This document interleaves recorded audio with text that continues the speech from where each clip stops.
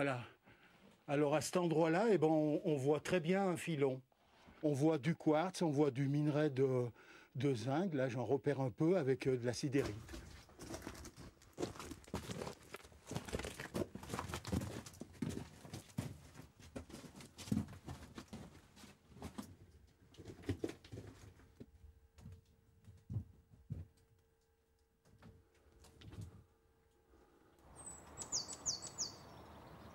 Il n'y a plus d'ouvriers dans les mines de Savoie. Sous la montagne de Beldon, sous les masses rocheuses de Maurienne et de Tarentaise, on n'extrait plus le fer, l'or, l'argent, le cuivre, le talc, l'ardoise. Dans ces mines de rien que l'État obstrue au fil des ans, un homme s'évertue à pénétrer, à progresser, à prospecter. Émile filme les traces d'un passé de labeur, de peur et de sueur. Ça, c'est la vallée des Huiles. Et sur cette vallée, on a à peu près 19 sites miniers. C'est toutes des mines abandonnées. Et puis l'idée, quand on a su que l'État voulait se séparer de ces mines orphelines, faire sauter tous les travers-bancs, on s'est dit il faut essayer de faire des images et des vidéos pour conserver ce souvenir, quoi. Émile Scarca était ouvrier métallurgiste aux forges d'Alvar. À l'âge de la retraite, il se passionne pour les anciennes mines des Alpes. Voilà. Il a répertorié plus de 600 sites d'extraction. Avec tout le matériel. C'est où ça, Émile? Ça, c'est les mines d'or en Tarentaise. Il y avait des mines d'or? Ah oui, il y a un site minier où ils ont extrait à peu près 10 kilos d'or. Pas plus? Non, c'était de l'or qui était contenu dans de l'arsenic. Ah, ça y est, on retrouve la sortie. Voilà, on va retourner à l'Herville. En nombre d'heures d'image, je dois avoir au moins plus d'une vingtaine d'heures. Hein. Mais il y a aussi de nombreuses photos papier et diapositives. À qui sont destinés ces DVD? Eh ben, ça pourrait être destiné aux communes qui ont des mines sur leur territoire, quoi.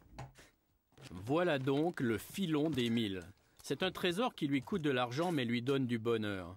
C'est aussi un puits de jouvence, car à 64 ans, l'Émile ressemble à un môme, un gamin bricoleur en quête de territoires nouveaux. Voilà, c'est la caméra qui me sert à filmer dans les mines. Alors, j'ai dû fabriquer un boîtier pour pouvoir mettre le grand angle et puis le renfermer dans un boîtier qui est... Bon, c'est pas étanche à l'eau. Si elle tombe à l'eau, elle est foutue, mais elle est au moins étanche à la poussière et à l'humidité. C'est l'artisanat pur et dur. Voilà, ouais. Tu vois? Ah, putain, il y en a une qui a crevé.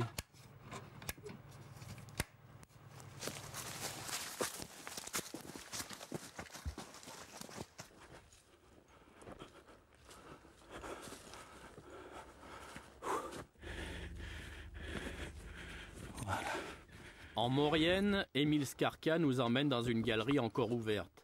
La prudence est de mise car les boisages datent du 19e siècle et sont gorgés d'eau. Je vais passer là, moi. Ouais. Oh, putain, je sais pas où mettre les pattes et je vais glisser là. Attends, ouais. Bientôt, cet accès sera bouché et la mine oubliée. Ne resteront alors que les images d'un retraité très actif. Bon, voilà, ce gros tuyau, ça servait pour rentrer de l'air jusqu'au fond de la mine. On va voir le tuyau tourner dans la galerie où il creusait.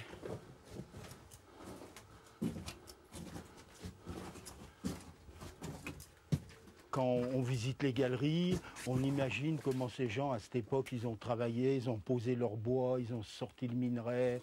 On voit l'énormité des halles, on voit des kilomètres de galeries, on voit des pentes et des puits incroyables. Et puis il faut imaginer qu'eux, ils ne se promenaient pas à cette époque-là, ils travaillaient et ils sortaient le minerai. On arrive à apprécier un peu leur labeur, quoi.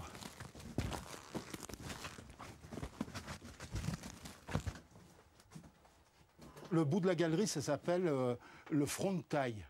Et puis à ce front de taille, eh bien, on a le gros filon, là. Voilà ce qu'on a en face de nous. On voit une grosse masse, hein, ça fait à peu près plus d'1 mètre, hein, plus d'1 mètre de largeur. Donc on parle de puissance du filon.